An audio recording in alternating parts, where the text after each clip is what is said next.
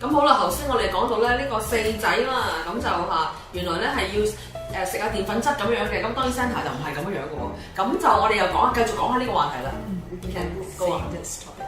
Right. So, if you can use number to represent things, right? Now you can make connections you couldn't see before. So, as I said, stability with number 4. But if rice is also, or starch is also number 4, and you see somebody who really need to eat, like if he doesn't have starch, he cannot stand it. You have some people don't eat rice. No, I must have rice.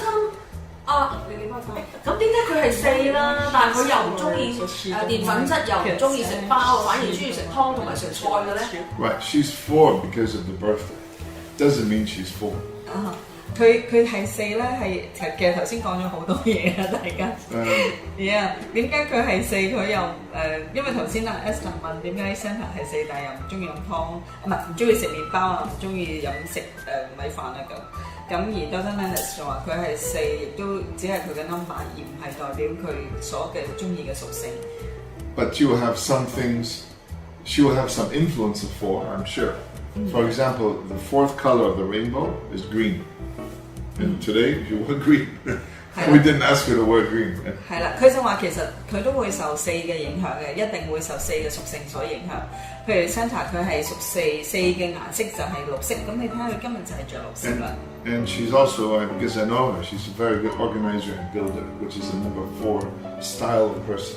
係啦，而因為佢都好熟啊 Santa 啦，咁而佢亦都係非常4號嘅人係非常之有組織能力啊嘅嘢，咁而佢亦都係佢嘅屬性之一。But we can say from the food she likes, we can tell more about her personality. So, what food do you like? 但係從佢中意食嘅嘢，其實都可以解釋佢嘅人性格嘅。我中意飲湯啦，我中意食菜。Soup and vegetable. And also seafood. I love seafood. So, soup can represent number 1. 嗱，湯就係代表1號嘅代表嚟 Okay, 嘅。 vegetable is number 6. 菜就係6咯。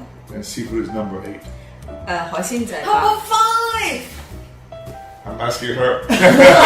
我而家同佢講。So it means that, yeah, she's a very good organizer, but she's a very independent person. She doesn't want to be controlled by anybody. She likes things to do with healing, and also she's a business person. She wants to develop business and make things grow. 總而言之，佢就係一個非常之有組織能力嘅人啦。佢亦都唔中意被人所控制啦。咁佢係啦，佢亦都係中意做治療嘅人嚟嘅。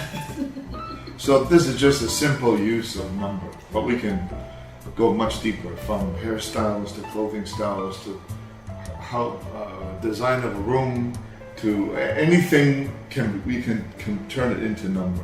Yeah. And then once you see the numbers, like everything blends together, and then you can sort of understand yourself more. That's the purpose. 咁亦都係講咗好多嘢啦。咁其實裏邊會睇到好多嘢啦，包括佢間屋嘅點樣佈置啊，所有佢用嘅嘢啊，各樣其實都係講緊佢係屬於邊一類嘅嘢。咁睇所有嘢加埋落嚟嘅時候咧，就可以講到好多關於佢嘅嘢俾你聽㗎。But this is only one tool for healing, for understanding yourself. There's many other tools that you need actually. 其實對治療嚟講，只有一個方法嘅啫。Because people are too complicated. 因為人太複雜啦。And then you have issues. People have like maybe a stomach problem for years, or arthritis for years, or a thyroid. So even though you might look at one way, but they need to look at it another way to make something specially for them. 係啦，咁雖然佢可能佢話俾你聽，我個 stomach 有問題嘅，即係我胃有問題嘅，咁但又可能會連埋其他嘢，咁其實佢要好綜合咁去睇，會做一啲唔同嘅嘢啦，對佢嚟講。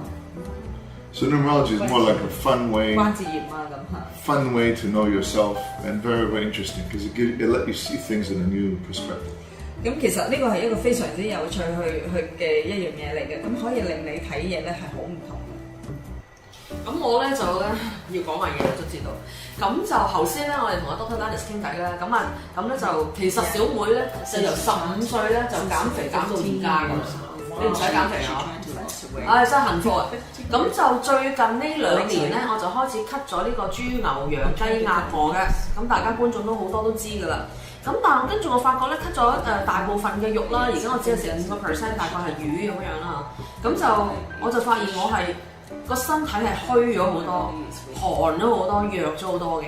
咁但係我又唔想翻轉頭食肉喎，因為愛動物啊嘛，係咪？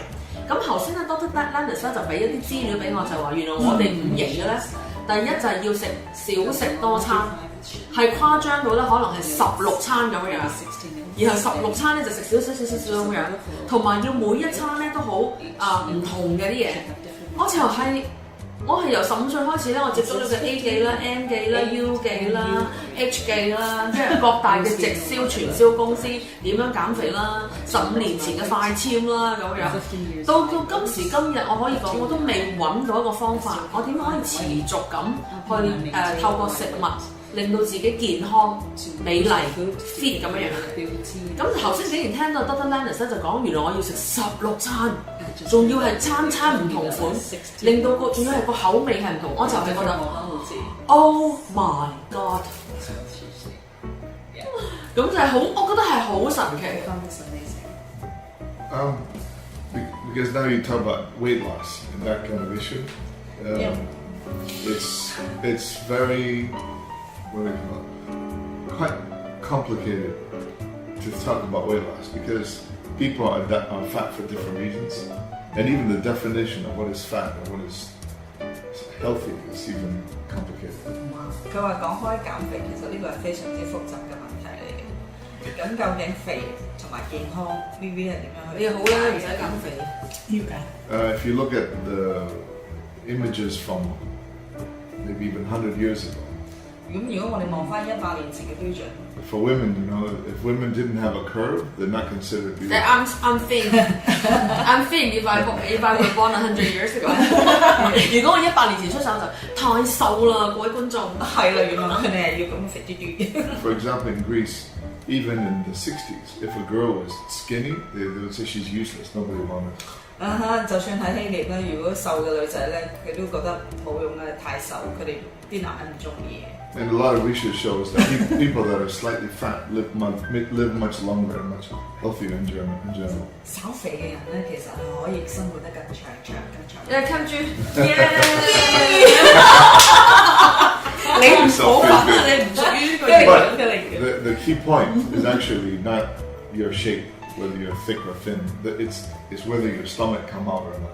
重點唔係肥瘦啊，而係睇我哋嘅肚腩有冇突出嚟。個胃腩啊嗰啲 If 有 the 冇？ stomach pops out, okay, it's a different kind of fat. 如果個胃腩走咗出嚟，即係呢個肚腩走咗出嚟 We 咧， have 係 two 唔 kinds 同 of 嘅肥。 Two kinds of 我 fat. 哋有兩種嘅 One is 肥， on the outside, one is on the inside. 一種係出邊嘅啦，一種係入邊嘅。 The outside fat actually help you to stay healthy. 其實出邊嘅肥咧係幫我哋健康。 The internal in your organs, this fat, with your stomach coming out, then increases your cholesterol and heart diseases and diabetes and everything can come. 係啦，如果係入邊嘅肥咧，即係喺我哋胃腩啊、肚腩裏邊包住嘅肥，喺我哋內臟包住嘅肥咧，都會令到我哋病嘅，擁有唔同嘅病啦。我已經喺度暗笑啦，各位觀眾。Right.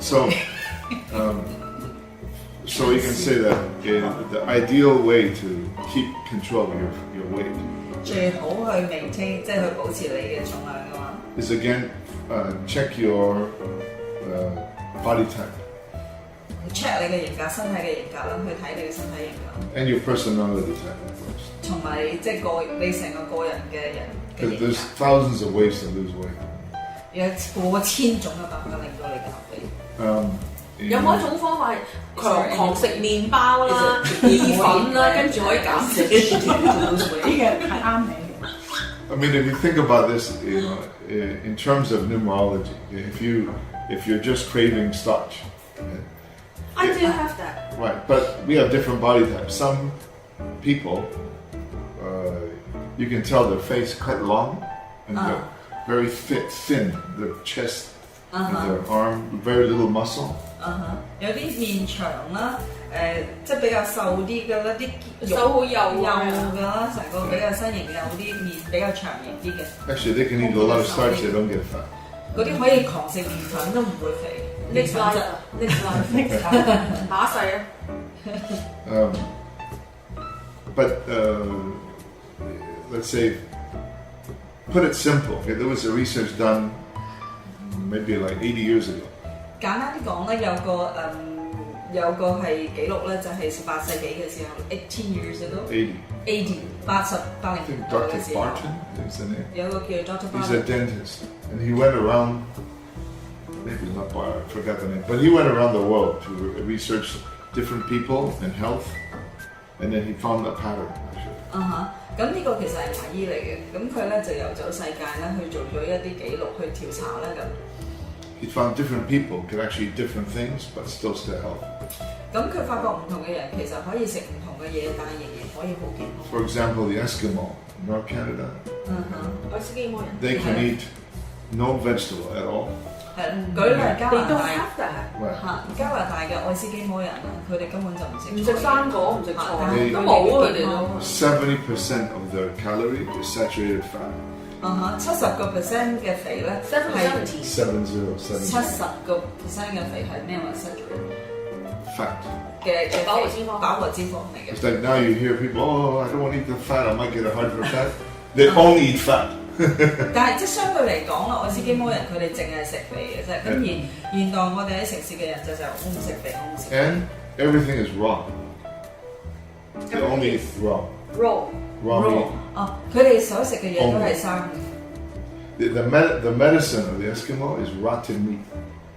Wow. They leave the meat to rotten, and they eat that if you're sick. Wow. Rotten. Rotten. 即係咩？腐爛咗。佢哋淨係食你諗唔諗到愛斯基摩就係食嗰啲腐爛嘅肉。即係如果佢哋病咗嘅時候咧，佢哋嘅藥係咩咧？就食嗰啲腐爛咗臭咗嘅肉。I think one of the famous one is the 1-year-old whale meat. Sitting outside for 1 year. Really? With worms and everything. 哇！其中有個例子就係個鯨魚啦，個屍體啦喺出邊啦已經有蟲有剩嘅，咁佢哋就留翻佢哋有病嘅時候去食。When they sick, they go them. They eat rotten. 不過其實咧又唔係咁作嘔嘅啫，我哋中國人食鹹魚咪一樣係咁。You think like a ham? Like we Chinese people eat the preserved fish. Preserved and rotten is two different things. Maybe 臭豆腐 would be like rotten. 臭豆腐嗰除咗臭豆腐都正㗎，我以前都好中意食。係啦，腐爛咗同我哋醃製嘅嘢， But raw 臭豆腐 not cooked 臭豆腐。 Raw. 生嘅臭豆腐，唔係煮嘅臭豆腐。Yeah, so anyway, but with that kind of diet, I think it's unrecorded, no cancer, no heart disease, no any problems. 哇！但係嗰種飲食嚟講，佢哋係絕對健康，佢哋冇心臟。但係如果我係愛斯基摩人，我一定 make sure 我唔會病。I must make sure that I'm not getting ill. Right. But now when the Eskimo eat Western American diet, right? They have heart disease. Diabetes is 5 times higher than the normal person. 但係而家啲愛斯基摩人開始食西方嘅嘢嘅時候咧，美國嗰啲特別係啦，特別美國食物，佢哋嘅糖尿病嘅比例係急升5倍。And cancer is really high. It's like totally much worse than a normal person. 哇！癌病患癌嘅機會更加高啊，比起一般人嘅更高。So you can say that if according to that research, so because they are from there, they should eat the food from there. 根據呢個調查嘅咧，如果佢哋係當屬嗰度，其實佢哋就應該食翻係嗰度嘅食物。Or like in Northern Europe, like in Switzerland. 喺北邊嘅話咧，好似紐西蘭咁。瑞士啊。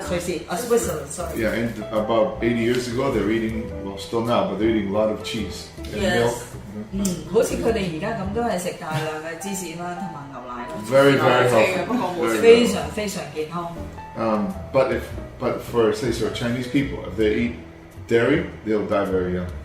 如果中國人佢哋飲奶類食品，食好多奶類嘅話，佢哋就會好年輕就死亡。In Asia, is about 90% allergic to dairy. 其實喺亞洲咧，大概90%咧係對奶類飲品係有敏感。我咧喺北京嘅時候咧，我見到咧北京嘅女仔咧係好苗條嘅，但係佢哋食嗰啲餃子啲 dumpling 咧係一大件做早餐嘅 dumpling with meat 嘅，佢哋係斷斤買嘅。但係佢哋係唔肥嘅喎，但我哋香港女仔食碗麵又肥啊，食碗飯又驚肥啊咁樣。Yeah, because a genetic difference. That's the difference. 係咯，就係因為嗰個基因嘅唔同。So I had this one patient in Hong Kong, and she said her friend had a strange disease that when she exercised, she go to the toilet, there's all blood coming out. 佢話喺香港有個病人咧，佢個朋友有個怪病，每一次咧，如果佢做完運動之後咧，佢去廁所就會出血。It's not exactly blood; it's like a red urine. 其實就唔係。But very scary. 係啊，其實就唔係一定係血，但係總之係血一啲紅色嘅塊。So, 尿啊，好得人驚血尿。So I help her to figure out that we can do some testing to see what food you can eat and not eat. 咁跟住佢就做咗啲 test 睇有啲咩食物係佢可以做食同埋唔食嘅。And actually, almost all the food that normally like rice and noodles and fruit she could not eat. She could only eat seafood, millet, and vegetable. That's it. 那個小米，小米咁其實咧佢就唔可以食，真係唔可以食米飯啊嗰啲嘢。調翻轉佢可以食海鮮啊、小米啊同埋菜嗰啲。And then I asked her, where does your family come from? She says, I'm from Hong Kong. But you don't look like Hong Kong. She's tall and light skinned. You look like North China somewhere. And then finally she told me some place in North China. 咁佢話你喺邊度嚟嘅？佢話我嚟自香港嘅。咁但係佢睇佢嘅身形又唔似喎。咁跟住最後尾佢就知道喺大概係北邊嘅中國嘅北邊。咁佢話咗俾我聽，但我都唔知，因為佢係比較瘦長啲嘅身形，比較白淨北方人咁。So I asked her, can you try to remember, like if you're in the village with your grandmother, whatever, what food do they eat? There's a vegetable, millet, and seafood. 佢話你可唔可以記得翻你細個嗰陣時食過啲咩㗎？喺鄉下嗰度。咁佢話就係頭先佢講嗰三種啦，就係海鮮啦、小米啦、小麥同埋係菜啦。So in other words, if she was living there from a young age, she probably never had this disease. 如果佢一路住喺嗰度嘅話咧，咁其實可能佢就唔會有呢個病。Because her genetic type can handle that food. 因為佢基因裏邊咧係可以處理嗰啲食物嘅。So that's what that doctor found out when he traveled around the world. That people are like that, and then he created a chart, and he said we have 3 kinds of people. 呢個就係嗰個醫生佢遊走全世界裏邊做嘅調查啦。咁佢話其實就分咗3類。And he said there's the O genetic type. O genetic type 即係 O 型嘅 genetic 基因嘅型啦。In English, it's called endomorph. 肥胖型。肥胖型喺英文就講肥胖型。是古老基因型。古老基因肥胖型。And then this type is they're not that tall. The head is very round, and the thick body and short limb. 即係嗰種咧就係話屋錯咗啲。Round.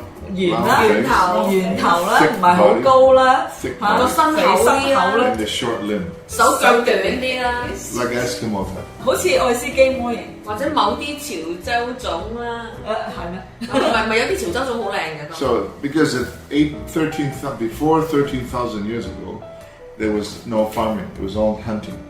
因為喺遠古以前咧都冇農耕啦，亦都冇打獵啦。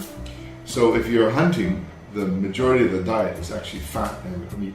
佢哋冇農耕，淨係打獵。係佢哋冇農耕，所以成日食啲肥肉。Like for example, in traditional Chinese food, there's a lot of organ meat.